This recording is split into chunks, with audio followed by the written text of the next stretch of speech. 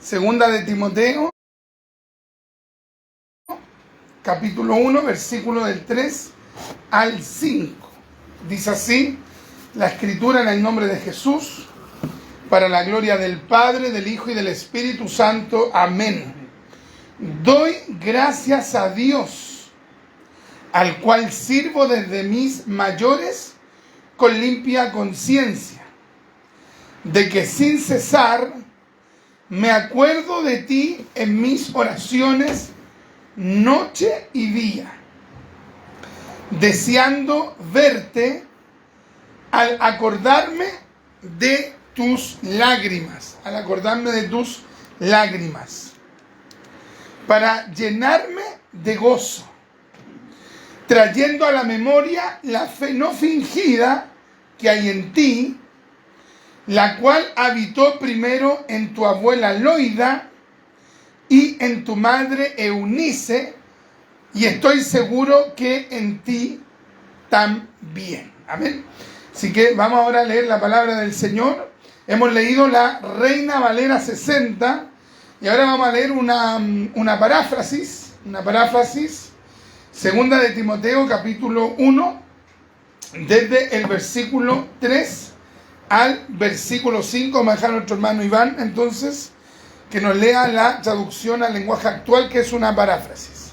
Damos lectura entonces en el nombre del Padre, del Hijo y del Espíritu Santo. Amén. Decir la palabra del Señor.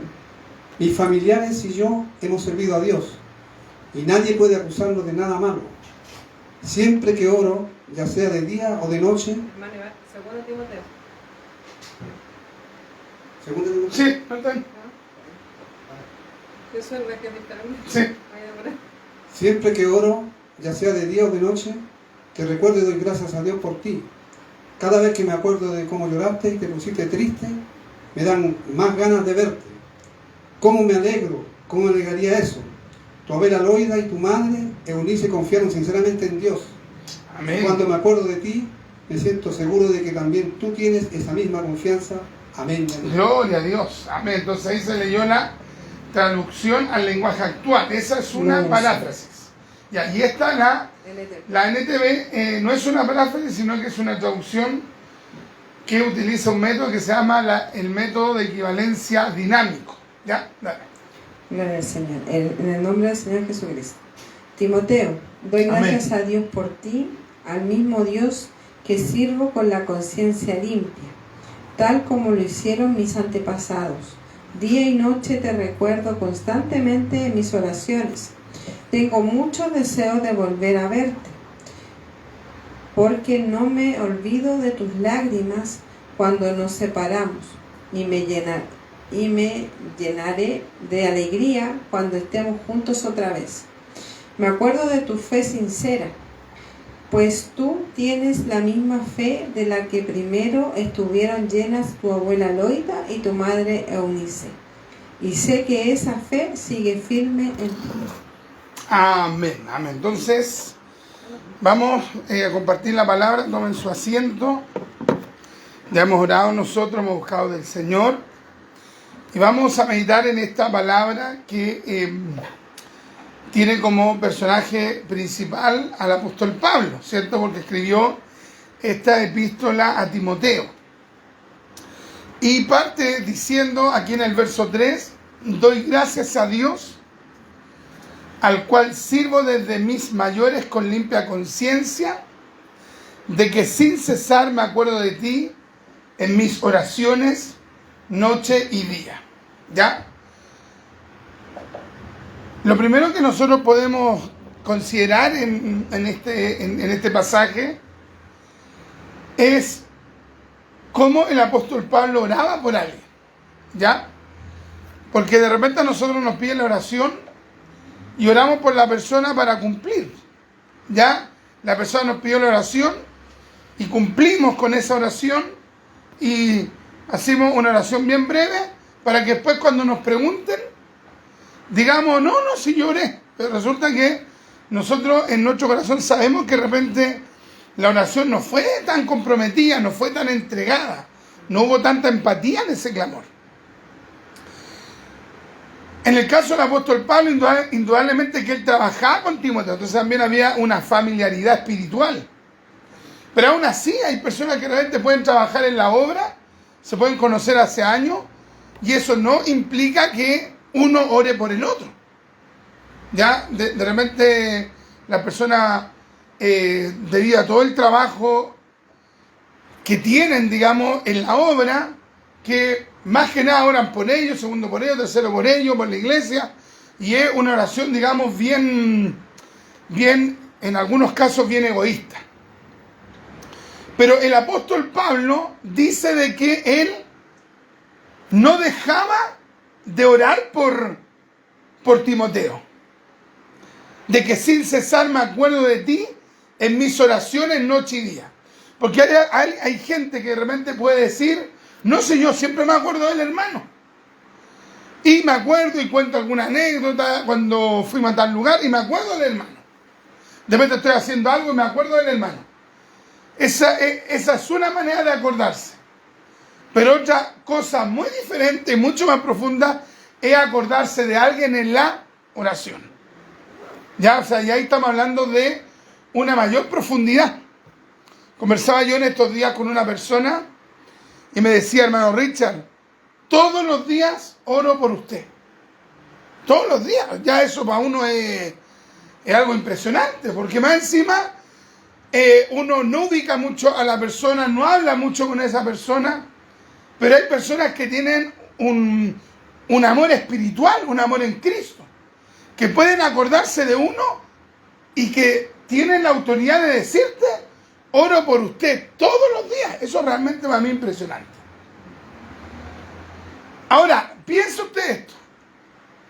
Sería más común de que Timoteo le hubiese escrito a Pablo, debido a tu ministerio connotado, debido a que eres uno de los fundadores de las iglesias en el sector, digamos, de los paganos, debido a eso, ya que tú eres el que nos dirige, eres el que Dios usó para convertirme, yo te tengo en la oración. Pero aquí era el líder, era el hombre que Dios estaba usando, el que estaba orando por una de las personas que él había, digamos, discipulado, que había formado. Y eso realmente es impresionante, porque por lo general son los hermanos los que oran por el líder, por el que dirige. Pero en el caso del apóstol Pablo, él estaba orando por alguien que, digamos, en el ámbito evangélico tenía menos autoridad, pero él estaba orando por él.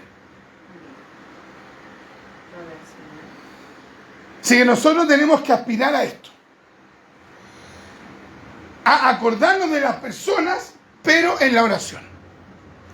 Igual es importante un llamado, o de repente decir, hoy se acuerda el hermano cuando un día hizo tal cosa, oh, si el hermano es una bendición. Acordarse de esas cosas es una bendición, pero acordarse de alguien en la oración ya implica un amor espiritual. Y Pablo tenía ese amor espiritual. Sin cesar me acuerdo de ti en mis oraciones. Y mira lo que dice acá. ¿Sus oraciones en qué momento eran? De noche y de día. ¿Ya? O sea, estaba hablando de una persona. Alguien puede decir, no, pero es que el apóstol Pablo estaba dedicado de lleno al ministerio. Es que si leemos la palabra, había momentos en los cuales el apóstol Pablo se dedicaba, por ejemplo, a fundar iglesias, pero también en otro momento a trabajar en lo secular. Pero él se hacía el tiempo para orar. Ese es el punto, de que a nadie le sobra el tiempo. A una persona que sea ultra vago, obvio que a ese le sobra el tiempo. Pero a una persona que no sea vaga, no le sobra el tiempo. Pero esa persona se va a hacer el tiempo para orar. Y el apóstol Pablo, con ese tremendo ministerio, a la vez también con ese tremendo trabajo que él tenía, se hacía el tiempo para orar, y para orar noche y día. Entonces, en esa oración se acordaba de Timoteo, pensaba en Timoteo, clamaba por Timoteo, oraba por Timoteo. Entonces, cuando uno ora, ¿sabe lo que se va fomentando en eso? La fe. ¿Por qué uno va a orar? Porque uno sabe que Dios puede intervenir. O sea, si una persona se acerca a Dios, ¿qué es lo que dice la Biblia? Que el que se acerca a Dios debe también creer que le hay. Entonces, una persona que comienza a orar con más frecuencia, ¿qué es lo que va a ocurrir? Va a comenzar a incrementarse esa fe. Hay personas que dicen, hermano, pero la fe viene por la palabra. Sí, la fe viene por la palabra, pero el orar también provoca esa fe. El que se acerca a Dios debe creer también que le hay y que Dios es galardonador de los que le buscan. Entonces Pablo entendía que en esto había una ganancia. Orar de noche, orar de día, orar, clamar, buscar el momento. Desear ese momento de búsqueda. Y el apóstol Pablo también abre su corazón y nos comenta en el verso 4, deseando verte. Digamos que aquí se infiere que él está diciendo, deseando verte, Timoteo, al acordarme de tus lágrimas para llenarme de gozo. De esto se infiere que en el momento cuando ellos, porque ellos trabajaron mucho tiempo juntos, y que en algún momento cuando tuvieron que separarse debido, digamos, a los planes que Dios tenía con cada uno de ellos, en ese momento Timoteo se quebrantó y lloró porque ya no iba a estar con el apóstol Pablo. Y obviamente que en ese tiempo no había redes sociales. Uno le puede decir a un hermano ya, Dios le bendiga. Bueno, ahí nos estamos poniendo en contacto, ya, llámeme, ya lo llamo, mándame un WhatsApp. Hola, ¿cómo está, hermano? Uno al escuchar la voz de alguien ya como que lo siente cerca. Pero las despedidas de antes no eran así. Las despedidas de antes era para no saber de la persona en tiempo, hermano. O sea, no saber nada. Me acordaba yo de este libro, que también se leyó el hermano Francisco, el de David Livingstone, que se iba al África y de repente no volvía a la casa en 3, 4 años.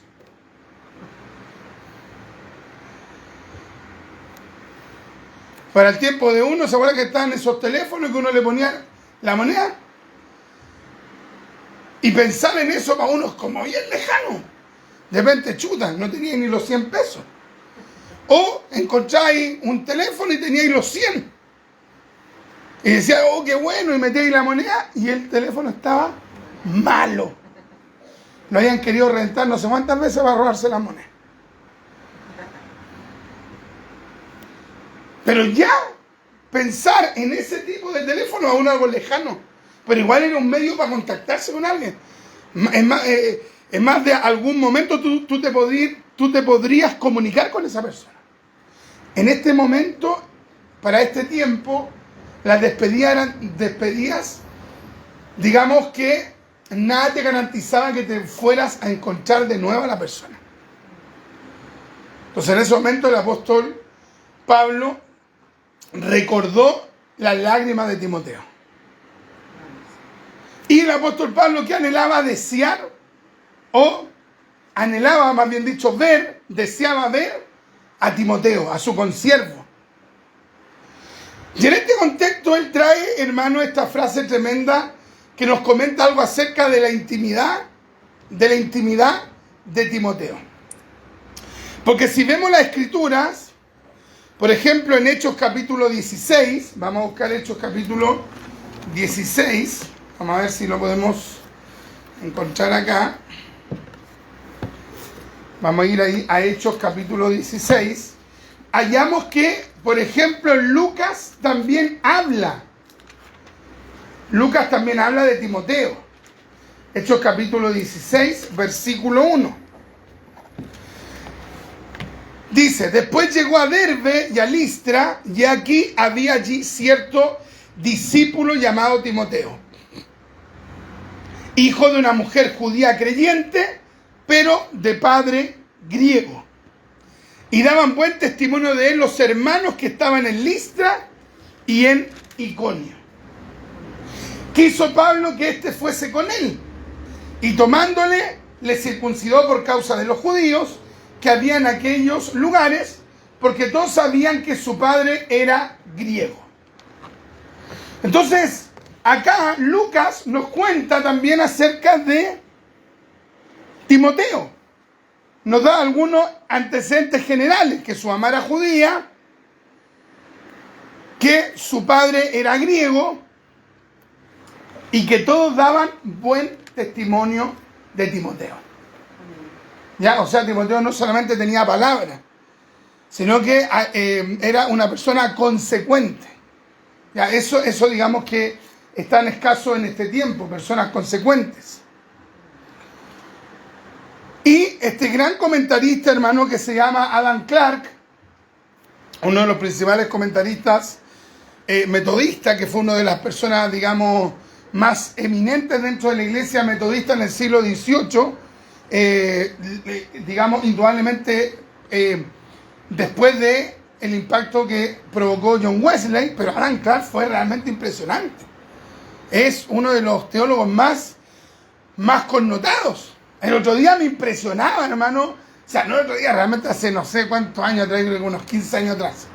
Estaba leyendo, hermano, un libro de él. Ve que los testigos de Jehová también tienen una organización piramidal como los católicos. Entonces, los católicos tienen un papa, los testigos de Jehová tienen un presidente de los testigos de Jehová, que viene a ser una especie de papa. Y ellos también tienen un grupo, los católicos tienen un grupo de cardenales, los testigos de Jehová tienen un grupo que se llama el cuerpo gobernante, que vendrían a ser como los cardenales, digamos, testigos de Jehová. ¿Ya? Y hay una persona que se llamó Raymond Frank, y Raymond Frank pertenecía al cuerpo gobernante, era como un cardenal testigo de Jehová. Y él era el sobrino del presidente de los testigos de Jehová, o del papa de los testigos de Jehová, para aquel entonces, que se llamaba Frank Franz. Y Raymond Frank, en su, digamos, una especie como de biografía, que el libro se llama Crisis de Conciencia, donde él narra, digamos, toda la dinámica sectaria que había en la corporación, porque al final él renunció a esa corporación, o a esa institución, más bien dicho, renunció, porque sabía que finalmente ellos no servían a Dios, sino que al final servían, digamos, a los intereses propios, sobre todo de las autoridades superiores.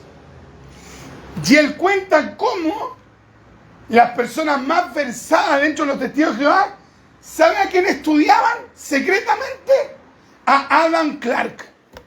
Imagínense. En vez de convertirse, porque yo leo mucho la literatura de Adam Clarke es ultra trinitario, cristocéntrico, evangélico total, y los tipos lo leían, pero no se convertían. ¿Ya? Entonces, le comento este testimonio para que usted vea el impacto de Adam Clarke en los círculos, digamos, ingleses. Y Adam Clarke, hermano, comentando este pasaje bíblico, nos dice que, si bien es cierto, Lucas conoce algo de la vida de Timoteo, el que realmente estaba familiarizado con la familia de Timoteo era precisamente el apóstol Pablo. El apóstol Pablo había tenido una mayor comunión, una mayor comunicación con esta familia. Y Adam Clarke se detiene en algunos puntos muy, digamos, interesantes de estos versículos, porque hace notar que, por ejemplo, la madre de Timoteo se llama, ¿cómo se llama? Eunice. ¿Ya? La abuelita, ¿cómo se llamaba? Loida, la hermanita Loida. Y él hace ver, Adam Clarke, que estos dos nombres, ya primero, digamos que Eunice era judía, según lo que también nos narra Lucas. ¿Cierto? El padre era griego, pero la madre era judía. La abuela eventualmente también era judía. Pero Adam Clarke nos hace notar esto, y él dice, pero nótese, que los dos nombres de la madre y de la abuela eran nombres griegos. Y no solamente griegos, sino que eran nombres de personas, digamos, eran nombres griegos, y en particular nombres que usaban los paganos. ¿Qué indica esto? Que en algún momento los ancestros, digamos, de Timoteo salieron de Israel, ¿cierto? Salieron de Israel, se fueron a la diáspora, es decir, afuera de los territorios judíos, comenzaron a hacer su vida algunos de los ancestros de Timoteo, y algunos de esos ancestros comenzó a ser influidos en la cultura pagana. De tal manera que eso se reflejó, por ejemplo, en los nombres que comenzaron a colocarle a los hijos. Esa es una de las probables razones. La segunda razón es que a lo mejor los ancestros de Timoteo, que eran judíos que salieron de la tierra de Israel y se fueron a territorios paganos, es que a lo mejor ellos cultivaron su fe judía, pero para sentirse asimilados en la cultura, porque ya que los judíos eran tan perseguidos, ellos, para evitarle problemas a los hijos, le ponían nombres paganos. Bendito sea Dios. Pero en algún momento, digamos que Dios comenzó a tratar en la vida de la judía, digamos, llamada Loida. Dios comienza a tratar con esta mujer. Y esta mujer comienza a ser tratada ¿por quién? Por Dios mismo. Dios mismo comienza a obrar en su vida, a despertar en ella el anhelo de Dios, el deseo de Dios. Y Adam Clark también comenta y dice que eventualmente en algún momento pasó de la fe judía, pasó a creer en la fe judío-mesiánica. Bendito Dios. Entonces pensaba yo en Loida y posteriormente en Eunice, porque si en algún momento los padres quisieron que los hijos tuvieran estos nombres gentiles, de tal manera que fueran como asimilados a esa cultura, digamos, pagana, helénica, para que no los cuestionaran,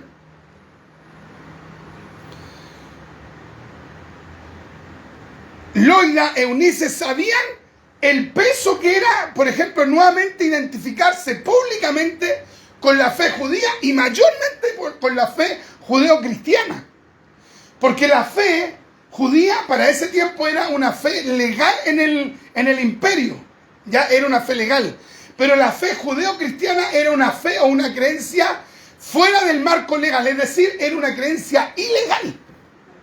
Entonces que alguien abiertamente proclamara que estaba vinculado con la fe cristiana en los contornos del Imperio Romano era tomar una decisión contraria a los ancestros, porque los ancestros, ¿qué es lo que querían? No persecución.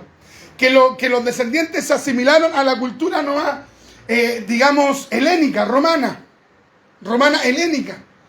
Y resulta que hay una obra del Espíritu de Dios en esta abuela y posteriormente en Loida y posteriormente en Eunice, y resulta, hermano, que ellos toman una decisión tremenda de finalmente no asimilarse, no amoldarse a la cultura de ese tiempo, porque ya proclamarse judeo-cristiano en esa cultura era, hermano, finalmente decir: aquí quedo en el margen de lo ilegal.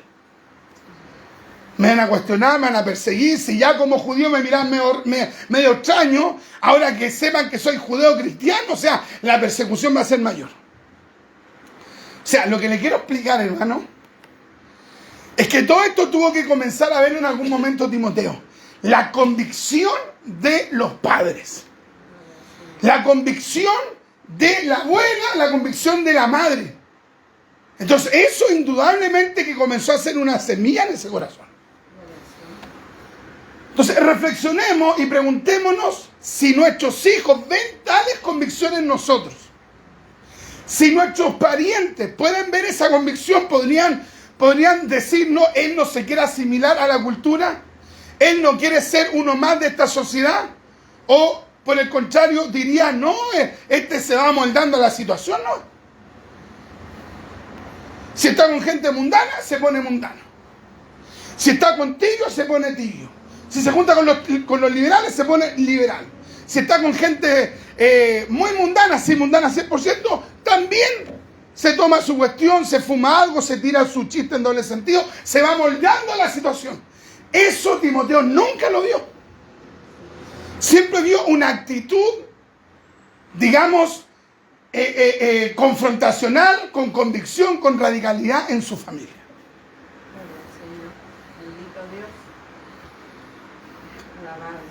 Entonces, ¿cuál es la consecuencia de esa convicción? Que hay un joven, un creyente que ve ese modelo, que ve ese paradigma, que ve ese ejemplo, entonces tiene dónde inspirarse. Tiene buenos ejemplos, buenos modelos. Pero ¿qué es lo que pasa? Pensemos lo siguiente. ¿Qué es lo que hubiera pasado si Timoteo hubiese tenido a una abuela y a una madre contrario a eso? ¿Qué creen ustedes que hubiera pasado? Claro, no hubiese tenido las convicciones que tuvo. No hubiese confiado. Ve que una de las traducciones dice confiar. No hubiese confiado de esa manera. Entonces, ¿qué es lo que pasa cuando frente a nosotros hay un mal ejemplo? Cuando la persona que estamos viendo nosotros no ama realmente a Dios. Entonces, ¿qué es lo que ocurrió en el corazón de Timoteo? Comenzó a habitar una fe. ¿Cuál fe? Dice, trayendo a la memoria la fe. ¿Y cómo le llama acá la fe? No fingida. O sea, Timoteo podría haber tenido una fe fingida. O sea, hay dos fe. Está la fe verdadera, la fe bíblica, la fe real, y está la fe fingida. Las dos se llaman fe. En la abuela, en Loida, había una fe, pero una fe no fingida.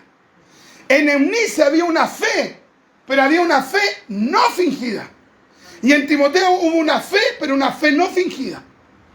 Pero hay gente que de repente viene de generaciones, como de familia evangélica, pero han tenido todos una fe totalmente falsa.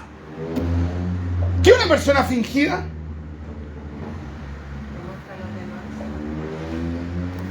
Por ejemplo, ¿a quién le llama usted esta persona? Este es más fingido.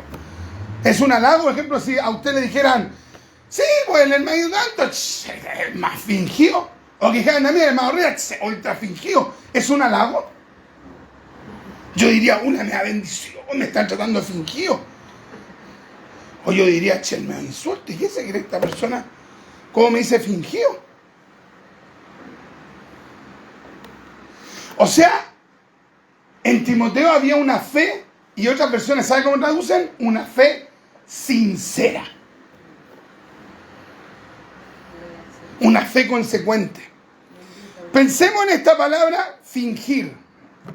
Ya quiero que meditemos en este término fingir, que es tan interesante.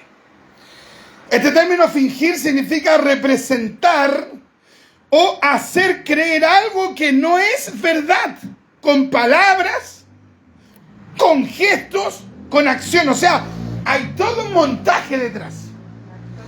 Como un actor. Nadie podría decir, hoy esta persona está fingiendo, pero como que inconscientemente no. Porque el fingimiento implica toda una premeditación. Y hay gente que tiene una fe, pero es una fe fingida. Hay toda una premeditación para hacer creer a los demás que él tiene algo de Dios, cuando en realidad no lo tiene. Cuando hablamos de fingir, esto también implica hacer el papel, aparentar, mostrar lo que no se es. Entonces Pablo habla con una radicalidad, habla con claridad, dice, trayendo a la memoria la fe no fingida que hay en ti. O sea, Pablo había visto evidencias, frutos, señales irrefutables de que Timoteo era una persona que tenía una fe verdadera. Y esa fe verdadera tenía una línea genealógica espiritual. Ya había estado en su abuela, en su madre. O sea, esto, hermano, esto había traído una tremenda bendición. Gloria al Señor. Bendito Dios. Entonces yo hoy día pensaba, hermano, yo le compartí esta palabra al pastor, nuestro pastor Waldo, conversamos esta palabra.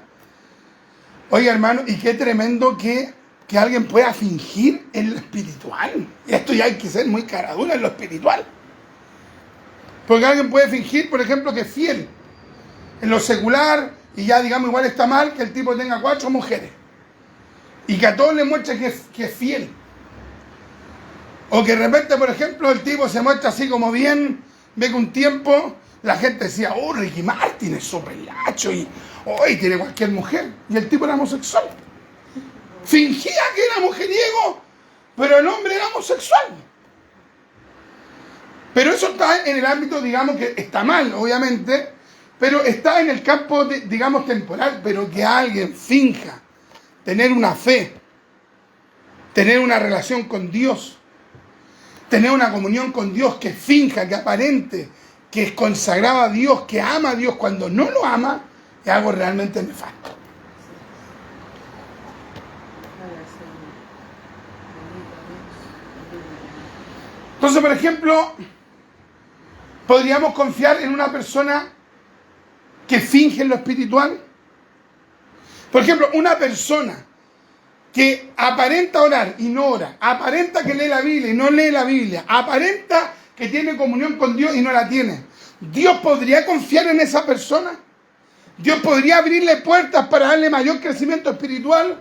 ¿Dios podría delegarle más responsabilidad si esa persona no se entrega realmente a Él? No podría, por hermano. Por ejemplo, un gerente general podría a uno de sus trabajadores que él no confía en esa persona, que lo encuentra que es de doble careta. ¿Usted cree que le diría, ¿sabéis qué? Te voy a colocar de subgerente? Jamás, pues hermano. O sea, ¿por qué también Timoteo comenzó a crecer espiritualmente? ¿Por qué Dios comenzó a abrirle puertas? Porque tiene una fe sincera, una fe comprometida, una fe honesta con Dios, se entregó realmente a Dios. Entonces, a lo que quiero apuntar, hermano, que nosotros tenemos que aspirar a este tipo de fe. Amén. Hay veces que nos cuesta, obvio. ¿Quién podría decir, no, para mí es fácil? No. Tenemos una lucha interna. Lucha con nuestra carne, lucha con nuestros pensamientos, lucha con las tendencias del mundo, con la sociedad, con la cultura.